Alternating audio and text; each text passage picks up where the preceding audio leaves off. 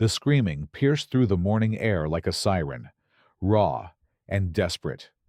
Cell phone cameras emerged from pockets and purses like flowers blooming in fast-forward, their digital eyes capturing every brutal second as Officer Joa Martinez slammed the 17-year-old boy onto the concrete sidewalk.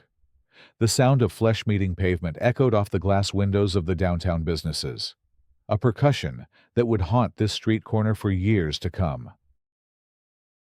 Jamal Washington's backpack scattered its contents across the sidewalk. Textbooks, pencils, a half-eaten granola bar, and a folded college application form that had taken him 3 weeks to complete. His mathematics homework fluttered in the morning breeze like wounded birds. Equations and theorems mixing with the dust and debris of a city that had just witnessed another injustice unfold in broad daylight. 30 minutes earlier, Jamal had been laughing with his friends Marcus and Destiny at the Maple Street bus stop.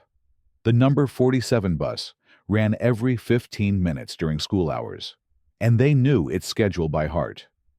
Jamal checked his phone, 7:42 a.m., right on time for another day at Jefferson High School, where he maintained a 3.8 GPA and served as treasurer of the debate team. "You see Coach Williams yesterday?" Marcus asked, adjusting his backpack straps. Man looked like he was about to cry when Tommy transferred to Valley Prep. "Can't blame him," Destiny replied, scrolling through her Instagram feed. "Tommy was our best point guard since my brother graduated. Now we're looking at another losing season." Jamal nodded absently, his mind elsewhere. The college application in his backpack represented months of careful preparation. His essay about growing up in East Cleveland had been revised 17 times. His transcripts were pristine. His recommendation letters glowed with praise from teachers who had watched him overcome obstacles that would have crushed other students. Stanford University. That was the dream. That was the plan. The morning sun cast long shadows across Maple Street, and the usual rush of commuters created a steady rhythm of footsteps and car engines. Office workers clutched coffee cups and checked their phones. Construction workers headed to job sites. Students like themselves waited for buses that would carry them to schools across the city. It was an ordinary Tuesday morning in an ordinary American city. The kind of morning that rarely makes headlines, unless something extraordinary happens. Something extraordinary was about to happen. Officer Joa Martinez's patrol car rounded the corner at 7:53 a.m., 11 minutes before the bus was scheduled to arrive. Martinez had been patrolling this district for 8 years, long enough to develop strong opinions about who belonged where and when. He saw 3 black teenagers standing at a bus stop, and his training kicked in. Not the training from the police academy about community service and protecting citizens, but the other training, the unspoken lessons about suspicion and assumption that had been passed down through generations of officers who saw certain neighborhoods as war zones rather than communities. Martinez pulled his cruiser to the curb with deliberate slowness, the way a predator approaches its prey. The radio crackled with routine dispatches. A fender bender on Highway 9. A noise complaint on Elm Street. Nothing urgent. Nothing that would prevent him from conducting what he would later describe in his report as a routine investigation of suspicious activity. Jamal noticed the patrol car immediately. Every black teenager in America learns to notice patrol cars the way deer learn to notice wolves. It's not paranoia. It's survival. But this morning, standing at a bus stop with school identification visible on his backpack, Jamal felt secure in his right to exist in public space. He was doing nothing wrong. He was simply waiting for a bus to take him to school. Marcus and Destiny felt the shift in atmosphere immediately. The casual conversation about basketball and weekend plans evaporated like morning mist. They watched the officer emerge from his vehicle, noting the deliberate way he adjusted his utility belt and the calculated expression on his face. This wasn't a routine patrol. This was something else entirely. "Morning, officer," Jamal said when Martinez approached.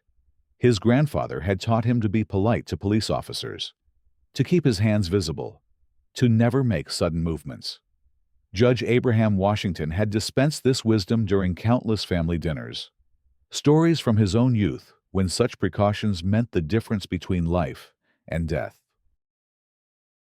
Martinez didn't return the greeting. Instead, he let his eyes wander over the three teenagers with the practiced assessment of someone looking for justification. Jamal's clothing was neat and clean. His backpack bore the Jefferson High School logo. His friends stood respectfully, making no threatening gestures. By any objective measure, they presented no cause for concern. But Officer Martinez had learned to see threats where none existed. "What are you kids doing here?" he asked, his hand resting casually on his service weapon. Destiny stepped forward slightly, her voice steady despite the tremor of nervousness. "We're waiting for the bus to school, sir. The 47 should be here any minute." Martinez's eyes narrowed. "School? Huh? You got some ID to prove that?" The request hung in the air like smoke from a distant fire. Jamal reached slowly into his jacket pocket, extracting his student identification card with the careful movements his grandfather had taught him. The card showed his photo, his name, and his grade level. 17 years old, senior class, honor roll student. Jamal Washington, Martinez read aloud, studying the ID with theatrical suspicion. "Says here you're a senior. Funny thing about seniors, they like to skip school. They like to hang around causing trouble." "Sir, I haven't missed a day of school this semester," Jamal replied quietly. "I'm actually trying to get there early today because I have a calculus test first period." Marcus and Destiny exchanged glances. The conversation was heading in a dangerous direction, powered by assumptions that had nothing to do with reality and everything to do with prejudice. Other people at the bus stop began to notice the interaction.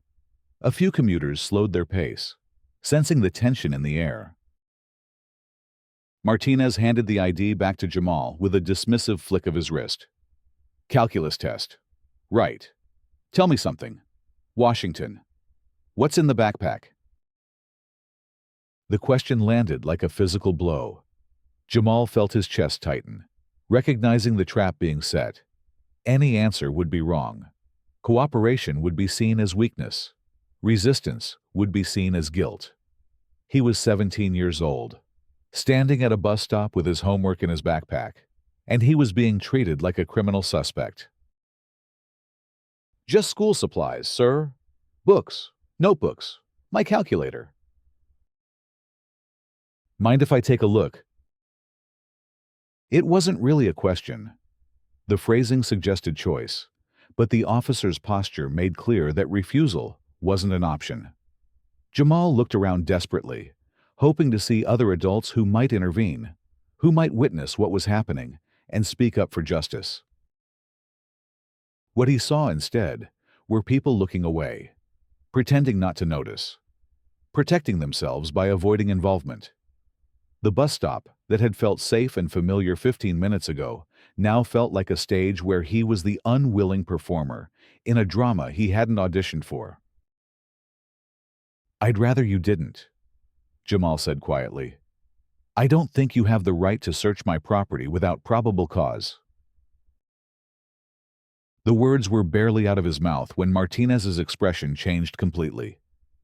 The pretense of routine inquiry vanished, replaced by something darker and more dangerous. He stepped closer to Jamal, invading his personal space with the aggressive confidence of someone who had never been held accountable for his actions. Probable cause. Martinez's voice rose loud enough for everyone at the bus stop to hear. "I got 3 kids loitering with intent, refusing to cooperate with a police investigation. That's probable cause enough for me." Destiny pulled out her phone. her fingers shaking as she activated the camera. Other bystanders began doing the same. In an age of viral videos and social media accountability, people had learned that sometimes the only protection against abuse of power was documentation. Marcus stepped forward, his voice carefully controlled. "Officer, we're not loitering. We're waiting for public transportation to get to school. That's not illegal."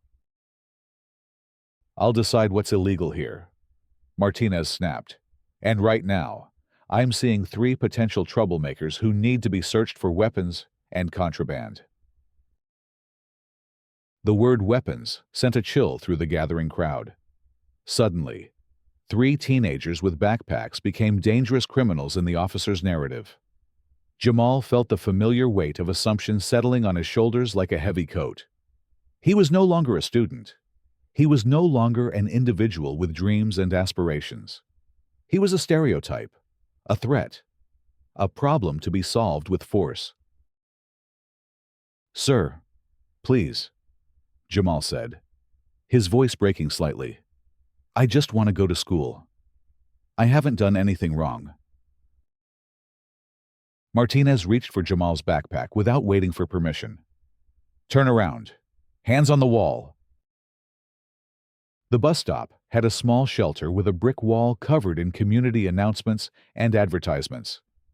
Martinez shoved Jamal toward it with unnecessary force, causing him to stumble. The crowd of onlookers grew larger, their phones capturing every moment of the encounter.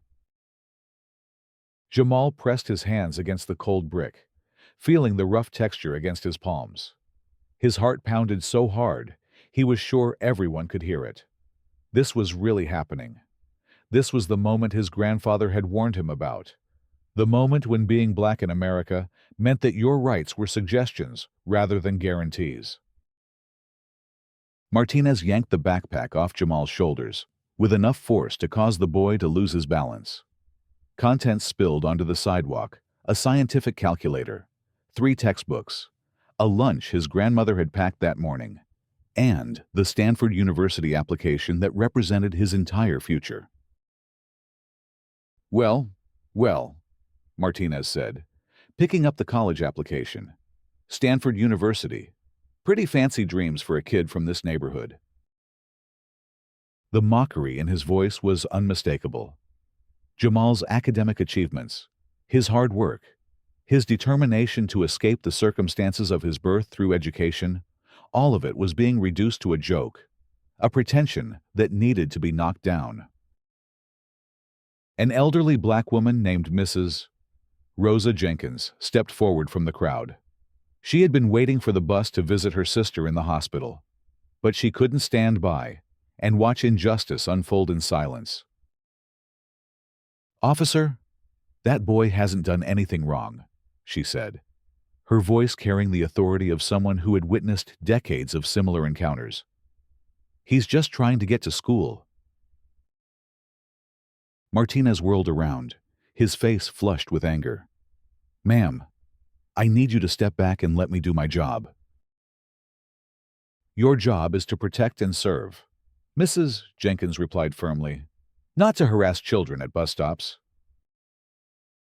The confrontation was escalating beyond Martinez's control. More people were gathering, more phones were recording, and the simple intimidation tactic he had employed countless times before was becoming a public spectacle. He needed to reassert his authority quickly and definitively. He turned back to Jamal, who was still pressed against the wall with his hands visible. "You got a smart mouth, Washington, just like your friend here. Maybe you all need to learn some respect for law enforcement." Jamal turned around slowly, careful to keep his movements deliberate and non-threatening. "Officer, I've been respectful. I've answered your questions. I've complied with your requests. What more do you want from me?" What Martinez wanted was submission. Complete, unquestioning acceptance of his authority, regardless of whether that authority was being exercised legally or ethically. What he saw instead was a teenager who knew his rights, who had been raised by people who understood both the law and the cost of challenging it. "What I want," Martinez said, stepping closer, "is for you to stop acting like you're better than everyone else in this neighborhood. College applications, calculus tests, who do you think you're fooling?" The words hit Jamal like physical blows. This wasn't about loitering or suspicious behavior. This was about punishment for ambition, for daring to aspire beyond the limitations that society had tried to impose on him. This was about putting him in his place. Marcus couldn't stay silent any longer. "Officer, Jamal is one of the smartest kids in our school. He tutors other students in math. He volunteers at the community center. He's never been in trouble." "I don't remember asking you," Martinez snapped. "Matter of fact, why don't you and your friend there step over here, where I can keep an eye on you?" Destiny clutched her phone tighter, making sure the video was still recording. She could see the situation spiraling out of control, but she also knew that documentation might be the only thing standing between Jamal and serious harm. "Mrs. Jenkins had taken out her own phone and was dialing a number. "I'm calling this boy's family," she announced loudly. "His grandfather needs to know what's happening here." Martinez spun around, his hand moving instinctively toward his weapon. "Put that phone away. Ma'am, this is police business." "This is community business," Mrs. Jenkins replied, not backing down. "And Judge Washington is going to want to know why his grandson is being harassed at a bus stop." The word judge seemed to hang in the air for a moment, but Martinez was too caught up in the adrenaline of confrontation to process its significance. He had committed too much to this course of action to back down now, regardless of who might be watching or what consequences might follow. Jamal felt a spark of hope when he heard Mrs. Jenkins mention his grandfather. Judge Abraham Washington was a respected figure in the community, a man who had spent 40 years in the federal judiciary fighting for justice and equality. If anyone could make this nightmare stop, it would be him. But Martinez wasn't finished asserting his authority. "I don't care if his grandfather is the Pope," he said, grabbing Jamal's arm with unnecessary force. "This kid was loitering with intent, and he's going to learn what happens when you disrespect a police officer." What happened next would be viewed millions of times on social media, analyzed by legal experts on television, and referenced in congressional hearings about police reform. Martinez yanked Jamal away from the wall and spun him around, causing the teenager to lose his footing on the uneven sidewalk. Jamal's foot caught on a crack in the concrete, and he stumbled forward. Martinez, interpreting the movement as resistance or aggression, responded with a level of force that was completely disproportionate to the situation. He grabbed Jamal by the shoulders and slammed him down onto the sidewalk with enough violence to knock the breath from his lungs. The sound of Jamal's body hitting the concrete seemed to echo forever. Screams erupted from the crowd of onlookers. Destiny's phone captured every brutal second as Jamal's head struck the pavement and his arm twisted at an unnatural angle beneath his body. "Stop! He's just a kid!" "Mrs." Jenkins shouted, rushing forward despite the risk to her own safety. Martinez, now fully committed to his course of action, pulled out his handcuffs while pressing his knee into Jamal's back. The teenager groaned in pain, his face scraped and bleeding from contact with the rough concrete. "You're under arrest for resisting arrest and assaulting a police officer," Martinez announced, loud enough for the cameras to record. The charges were ridiculous, and everyone present knew it. Jamal had never raised a hand toward the officer. His only crime was standing at a bus stop while black, aspiring to attend college while black, knowing his rights while black. Marcus stepped forward, his hands raised to show he posed no threat. "Officer, please. He didn't resist. He didn't assault anyone. You can see it on all these videos." The mention of video evidence seemed to penetrate Martinez's adrenaline-fueled state for the first time. He looked around and saw dozens of phones pointed in his direction, recording his every move. But rather than de-escalating, he doubled down on his aggression. "Everyone needs to step back now, or you'll be arrested for interfering with police business," he shouted, his voice carrying a note of desperation that suggested he was beginning to realize the magnitude of his mistake.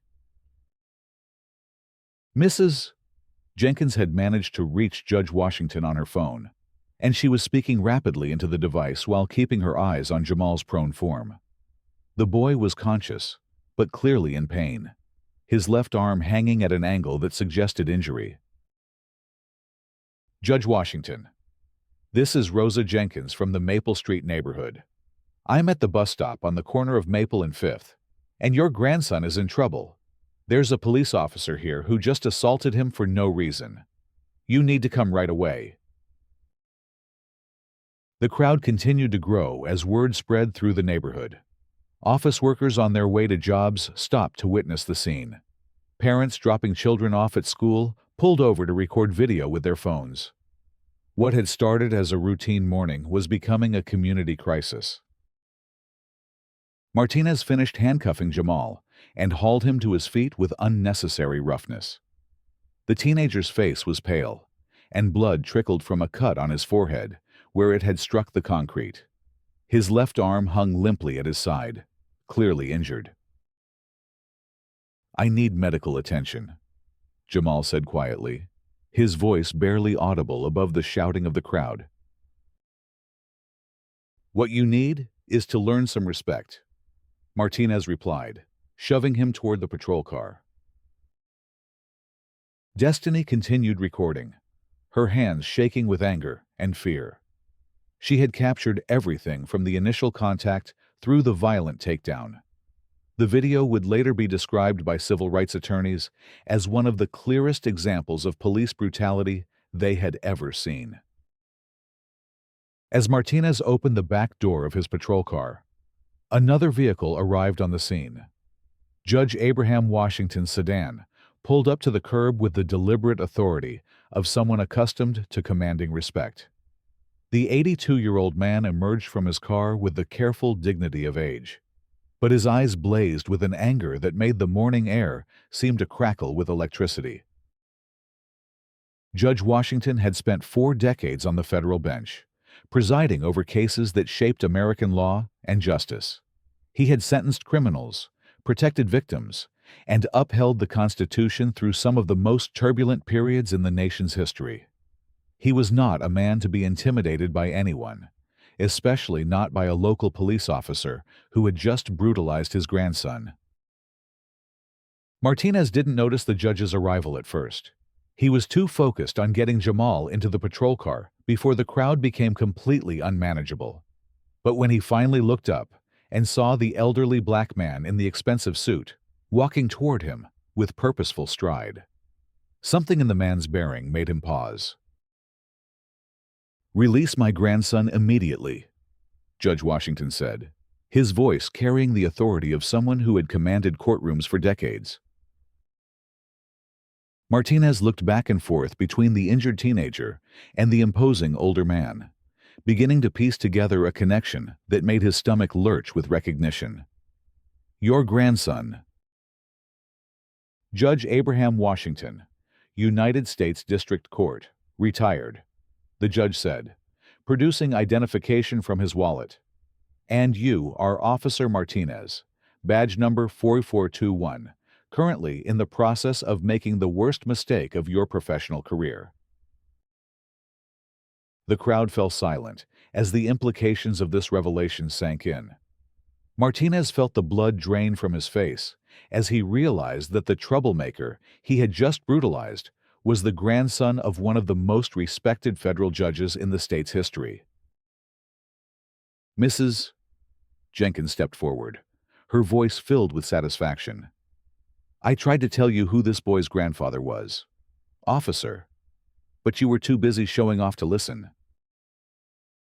Judge Washington approached his grandson, examining the injuries with the careful attention of someone who had seen the aftermath of violence in countless criminal cases. The cut on Jamal's forehead was bleeding steadily, and his left arm appeared to be fractured. "Jamal, are you all right, son?" the judge asked gently, his voice shifting from commanding authority to grandfatherly concern. "I think my arm is broken, Grandpa," Jamal replied, wincing as he tried to move. Judge Washington turned back to Martinez, and the temperature of his voice dropped below freezing. "Officer Martinez, you will remove those handcuffs from my grandson immediately, and you will call for emergency medical services. Then you will explain to me why you felt it necessary to assault a 17-year-old honor student who was waiting for a bus to school." Martinez's hands shook as he fumbled for his keys to unlock the handcuffs. Everything about this situation had spiraled beyond his control, and he was beginning to understand that there would be serious consequences for his actions. "Sir, I was responding to a report of suspicious activity," he began. "There was no report," Judge Washington interrupted. "I've spent 40 years listening to police officers lie under oath, and I can recognize fabrication when I hear it. What I witnessed when I arrived was an unprovoked assault on a minor child. What these dozens of witnesses recorded on their phones was a clear violation of my grandson's civil rights." The handcuffs came off, and Jamal rubbed his wrists where the metal had bitten into his skin. His left arm hung useless at his side, and the pain was becoming more intense as the adrenaline of the encounter wore off. Destiny rushed forward with her phone still recording. "Judge Washington, I got the whole thing on video, from the very beginning when he approached us for no reason." The judge nodded grimly. "Thank you, young lady. Please make sure that video is preserved. It will be crucial evidence in the federal civil rights lawsuit that I will be filing on behalf of my grandson." Martinez felt his career crashing down around him like a building collapsing in slow motion. A federal lawsuit filed by a respected judge, supported by video evidence and dozens of witnesses, was essentially a professional death sentence. But more than that, it was a public reckoning that would expose his actions to scrutiny far beyond the local police department. The ambulance arrived 7 minutes later, its sirens adding to the chaos of the scene. Paramedics quickly assessed Jamal's injuries, confirming that his left arm was indeed fractured and that he had sustained a concussion from the impact with the concrete. They loaded him onto a stretcher with the gentle care that Martinez had failed to show. Judge Washington climbed into the ambulance with his grandson, but not before delivering a final message to the officer who had created this disaster. "Officer Martinez, you will be hearing from my attorneys, and I want you to understand something very clearly. This is not going to be swept under the rug or handled quietly. What you did here today will have consequences that extend far beyond your individual career. This community deserves better, and I intend to make sure they get it." As the ambulance pulled away, Martinez stood alone in the middle of the crowd, surrounded by hostile faces and recording devices. His radio crackled with demands for information from his supervisor, who had been alerted to the incident by the multiple calls from witnesses. The bus that Jamal, Marcus, and Destiny had been waiting for finally arrived, 23 minutes late due to the traffic congestion caused by the incident. Students who had witnessed the brutality climbed aboard with heavy hearts, knowing that their friend was in the hospital instead of sitting in calculus class where he belonged. Word of the incident spread through Jefferson High School like wildfire. By third period, students were organizing walkouts and protests. By lunchtime, local news crews were setting up outside the school to interview Jamal's classmates and teachers. The story was beginning to take on a life of its own, fueled by the power of social media and the hunger for justice that had been building in communities across America. Dr. Patricia Hendricks, the principal of Jefferson High School, released a statement supporting Jamal and condemning the officer's actions. Jamal Washington is an exemplary student who represents the very best of our school community. What happened to him this morning was not just an attack on one young man, but an attack on the values of respect, dignity, and equal treatment that we strive to instill in all our students. The video that Destiny had recorded was uploaded to social media within hours of the incident. It went viral with a speed that surprised even seasoned observers of online movements. Justice for Jamal began trending nationally, and the footage was picked up by major news networks, who featured it prominently in their coverage. Legal experts who viewed the video were unanimous in their condemnation of Martinez's actions. Professor Linda Chen of the University Law School described it as one of the clearest examples of excessive force and civil rights violations I've seen in my 30 years of studying police conduct. The police department initially tried to defend Martinez's actions through carefully worded statements about officer safety and routine investigations. But as public pressure mounted and the video evidence made their position untenable, they were forced to acknowledge that serious mistakes had been made. 3 days after the incident, the city announced that Officer Martinez had been placed on administrative leave, pending a full investigation. The announcement came during a packed city council meeting where dozens of community members demanded accountability and reform. Judge Washington used his appearance at that meeting to deliver a speech that would be remembered as one of the most powerful calls for justice in the city's history. I have spent my entire adult life working within the system to ensure that justice is not just a word we say in our Pledge of Allegiance, but a reality we live in our daily interactions. He told the assembled crowd, "What happened to my grandson was not an isolated incident. It was the predictable result of a culture that teaches our young people to fear those who should protect them." He paused, letting his words sink in before continuing. "But I want everyone in this room to understand something important. Jamal's story is not just about one officer's bad judgment. It's about a community's response to injustice. It's about the courage of the witnesses who spoke up, who recorded what they saw, who refused to look away when someone needed their help."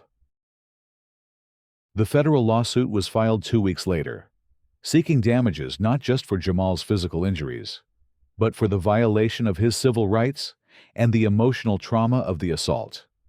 The complaint, drafted by some of the nation's most respected civil rights attorneys, detailed not just the events of that morning, but the pattern of behavior that had made such events possible. The investigation that followed revealed a troubling history of complaints against Martinez, many of which had been dismissed or inadequately investigated by the department's Internal Affairs Division. Community members came forward with stories of harassment, excessive force, and discriminatory treatment that painted a picture of an officer who had been allowed to abuse his authority for years without meaningful consequences. 6 months later, the case came to trial in a federal courthouse where Judge Washington had once presided. The irony was not lost on anyone that the man whose grandson had been brutalized was watching the proceedings from the gallery of a courtroom where he had once dispensed justice. The trial lasted 3 weeks and featured testimony from dozens of witnesses. Destiny's video was played repeatedly, each viewing more damning than the last. Expert witnesses testified about the psychological impact of police violence on young people and the broader community effects of unchecked brutality.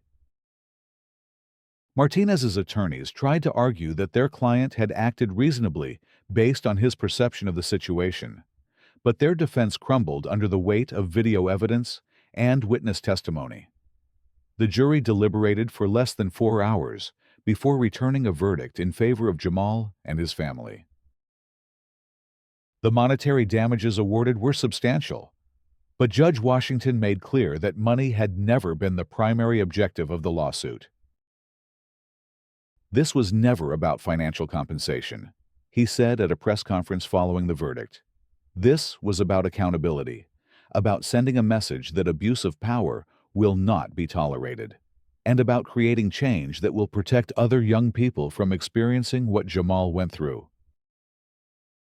The city's response to the verdict was swift and comprehensive. Martinez was terminated from the police force and later faced criminal charges for assault and civil rights violations. The police department implemented new training programs focused on de-escalation and community relations. Body cameras were mandated for all officers, and a civilian oversight board was established to review complaints of misconduct. But perhaps the most significant change was less tangible and more profound. The incident had galvanized the community in ways that formal policy changes could not. Neighbors who had previously avoided difficult conversations about race and justice were now actively engaged in efforts to create a more equitable society. Jefferson High School established the Jamal Washington Scholarship Fund to support students who demonstrated both academic excellence and community leadership. The first recipient was Marcus, Jamal's friend who had shown remarkable courage in standing up to Officer Martinez during those terrifying minutes at the bus stop.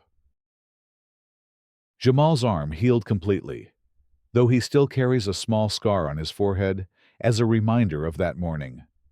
More importantly, his spirit remained unbroken. He was accepted to Stanford University with a full scholarship and plans to study pre-law, inspired by his grandfather's example and motivated by his own experience with injustice. During his high school graduation speech, Jamal reflected on the incident that had changed his life and his community. 6 months ago, I was just another student waiting for a bus to school, he told his classmates and their families. I thought I understood how the world worked. I thought that if you followed the rules, if you worked hard, if you treated people with respect, you would be safe. What I learned that morning was that sometimes the world is not fair. Sometimes the people who are supposed to protect you see you as a threat. And sometimes standing up for what's right requires more courage than any teenager should have to possess. He paused, looking out at the audience that included Mrs. Jenkins, who had become like a surrogate grandmother to him, and his grandfather, whose eyes were bright with pride. But I also learned something else that morning. I learned that I am not alone. I learned that there are people in our community who will risk their own safety to defend what's right. I learned that injustice thrives in silence, but it cannot survive the light of truth and the power of people working together for change. The standing ovation that followed lasted nearly 5 minutes, with people wiping tears from their eyes as they celebrated not just Jamal's academic achievements, but his resilience in the face of trauma and his commitment to using his experience to help others. Judge Washington, now 83 years old and officially retired from public life, had found a new purpose in his grandson's story. He began speaking at law schools and community forums about the intersection of justice and community action, using Jamal's experience as a case study in how individual courage can create systemic change. The law is not just words on paper, he would tell his audiences. It is only as strong as the people who are willing to stand up and demand that it be enforced fairly and equally. My grandson's story reminds us that justice is not something that happens to us. It is something we create through our actions and our refusal to accept injustice as inevitable. Officer Martinez, meanwhile, faced a very different future. He was convicted on federal civil rights charges and sentenced to 3 years in prison. His police pension was revoked, and he was prohibited from working in law enforcement in any capacity. The man who had once wielded authority with impunity now faced the consequences of his actions in the most direct way possible. But the story's impact extended far beyond the individuals directly involved. The video of Jamal's assault became part of police training programs across the country, used as an example of how quickly routine encounters can escalate into federal cases when officers act outside the boundaries of law and decency. Community policing advocates pointed to the incident as evidence of the need for fundamental reforms in how officers are trained, supervised, and held accountable. The fact that Martinez had a history of complaints that were inadequately investigated became a rallying point for demands that police departments take internal misconduct seriously before it escalates to the level of federal civil rights violations. 2 years after the incident, Jamal returned to Maple Street for the dedication of a small memorial garden at the bus stop, where his life had changed forever. The garden featured benches where commuters could wait for buses, native plants that would bloom throughout the year, and a plaque that read, "In memory of all who have suffered injustice, and in honor of those who refuse to remain silent in the face of wrong." Mrs. Jenkins, now 81 years old, but still sharp and engaged, was given the honor of unveiling the plaque. As she pulled away the cloth covering, she spoke to the gathered crowd with the wisdom of someone who had witnessed both the worst and best of human nature. "This garden is not just about remembering what happened here," she said. "It's about planting seeds of hope and justice that will grow long after we're all gone. Every person who sits on these benches, every child who plays among these flowers, will be reminded that ordinary people have the power to create extraordinary change when they refuse to accept injustice as normal." Jamal, now a sophomore at Stanford and thriving in his pre-law studies, served as the keynote speaker for the dedication ceremony. He talked about the healing power of community action and the importance of transforming trauma into positive change. "I used to think that what happened to me at this bus stop was the worst thing that could happen to a young person," he said. "And in many ways, it was terrible. It was painful, frightening, and unfair. But it also revealed something beautiful about the human spirit. It showed me that even in our darkest moments, there are people willing to stand up, speak out, and fight for what's right." As the ceremony concluded and people began to disperse, Judge Washington lingered in the garden with his grandson. The old man's eyes took in the peaceful scene, children playing safely while their parents waited for buses, commuters reading newspapers on comfortable benches, the gentle sound of wind moving through the leaves of young trees that would grow tall and strong in the years to come. "You know, Jamal," the judge said quietly, "I've presided over thousands of cases in my career. I've seen justice served and justice denied. But what I've learned from your experience is that the most powerful justice often happens not in courtrooms, but in moments like this, when communities decide that they will not tolerate injustice, and they will work together to create something better." Jamal nodded, understanding the deeper meaning in his grandfather's words. The lawsuit had been important, the policy changes had been necessary, and Martinez's conviction had been appropriate. But the real victory was quieter and more profound. It was the transformation of a community that had decided to care about each other's welfare and to hold itself accountable for creating a more just society.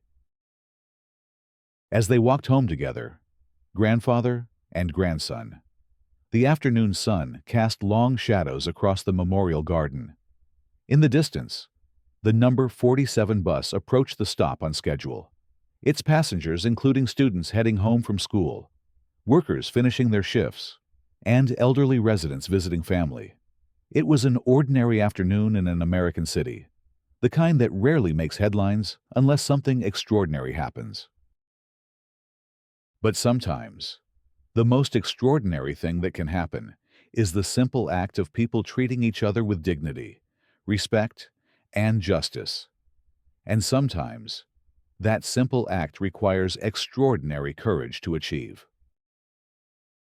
The bus stopped, passengers boarded, and life continued with its daily rhythms.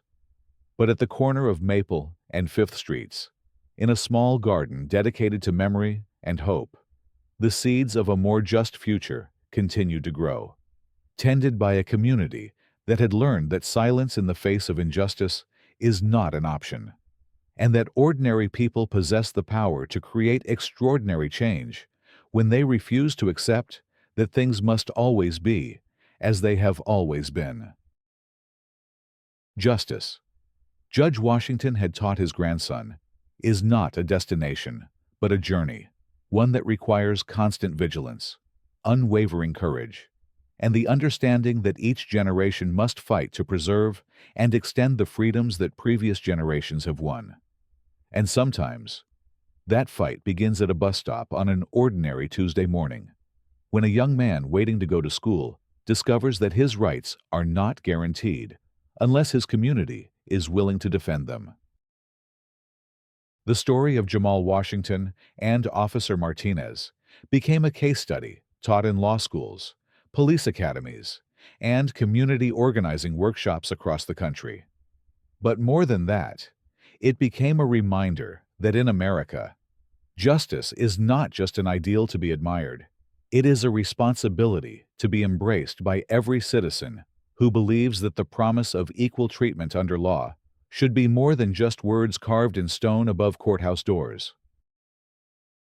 And in that small memorial garden, where flowers bloom year after year and children play in safety, the lesson endures that courage in the face of injustice, combined with community solidarity and unwavering commitment to truth, can transform even the darkest moments into seeds of hope for a more just and equitable future.